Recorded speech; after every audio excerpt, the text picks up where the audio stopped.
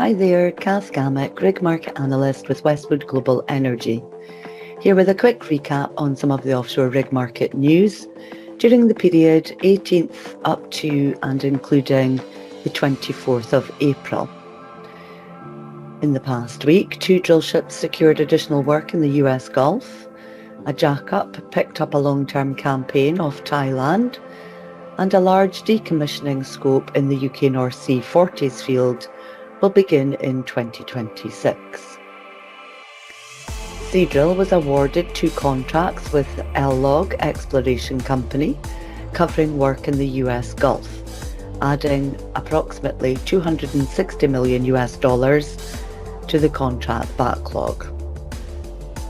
A 365-day contract extension for ultra-deepwater drillship West Neptune, with operations scheduled to commence in September 2026, while ultra-deepwater drillship West Vela was awarded a campaign with a duration of 270 days, with an expected commencement in August this year.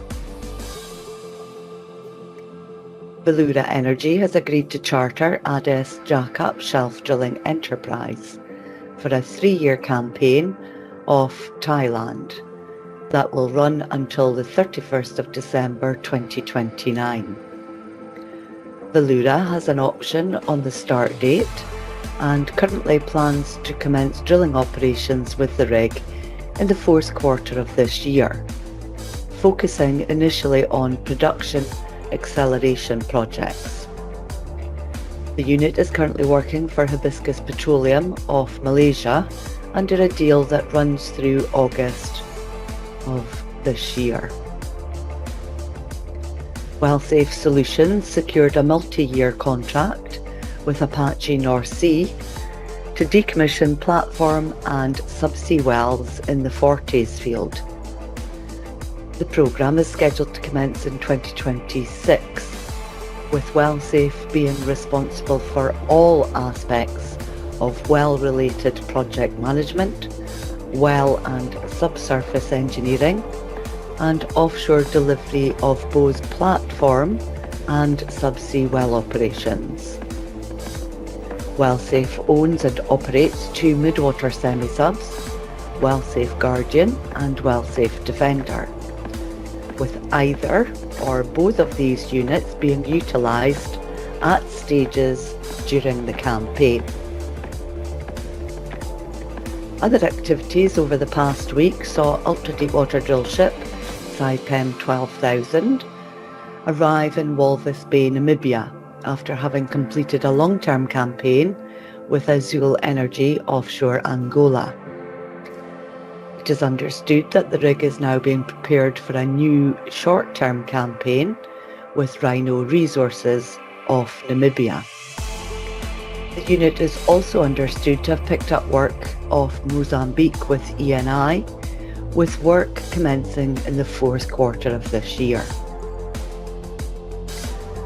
Odfjell Drilling announced that an equipment handling incident occurred on the 18th of April on board ultra-deepwater semi-sub Deepsea Atlantic, causing the BOP to fall to the seabed at an estimated depth of 3,609 feet. No personnel were injured, and the rig is in a safe and secure condition.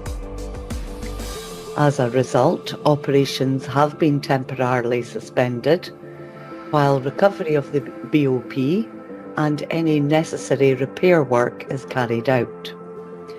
An investigation is underway to establish the cause of the incident. Deepsea Atlantic recently mobilised from Norway to UK waters and arrived at Rosebank Field at the end of March to commence the development drilling programme. The rig is firmly contracted to Equinor through late June 2027, with options to extend that could keep her busy through 2029. For drilling jackup North successfully drilled, completed and placed on production the ETAM 14H development well off Gabon for Valco in an attic position within the main fault block of the Etam field, with a lateral of 1,066 feet of net pay in high-quality gamba sands. The well achieved initial flow rate of around 4,850 gross barrels of oil per day. The rig has now continued on with drilling at the Ibori platform at the EEBOM-5H development well. The well is targeting an up-dip attic position by sidetracking from the previously abandoned EEBOM-5P well. The rig is committed to Valco until at least November, with further extension options available thereafter. As published on the 14th of April, Ithaca Energy's 2025 annual report confirmed that the proposed electrification of the Captain field offshore UK did not advance to a final investment decision.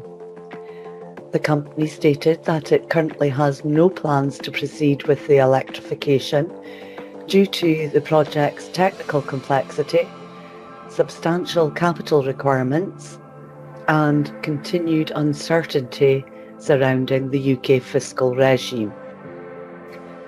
Ithaca added that it is nonetheless continuing to identify and evaluate alternative decarbonisation measures for the field under its emissions reduction action plans. ADES jackup Admarine 501 commenced its move from Nigeria to Cameroon ahead of a new contract with ADAX. This is a new one-year commitment for the rig, which also comes with options for up to 1 more year of work. Midwater semi-sub Transocean Enabler departed from the Johan Castberg field, and with an estimated arrival on the 24th of April at the Polar Base in Hammerfest, Norway, for a planned 30-day period to undertake her special periodic survey. Equinor has the rig firmly committed into the first quarter of 2028. And finally, data from Offshore Petroleum Regulator for Environment and Decommissioning shows that Seneca Energy has submitted an environmental statement for development of the Kyla field, formerly Kyle, in the UK Central North Sea. Reports suggest the project will involve drilling a single horizontal subsea production well, which will be tied back to existing infrastructure. Development drilling is planned for fourth quarter 2027 through first quarter of 2028, followed by subsea installation work between second and third quarter of 2028. First oil is targeted for the third quarter of 2028, with the field expected to remain on stream for around 8 years until approximately 2035, depending on reservoir performance, production rates, and the operational lifespan of the Triton FPSO. That's it for this week. Many thanks for listening. Hope you find this of interest. If you'd like more information on RigLogix, please visit our website www.westwoodenergy.com.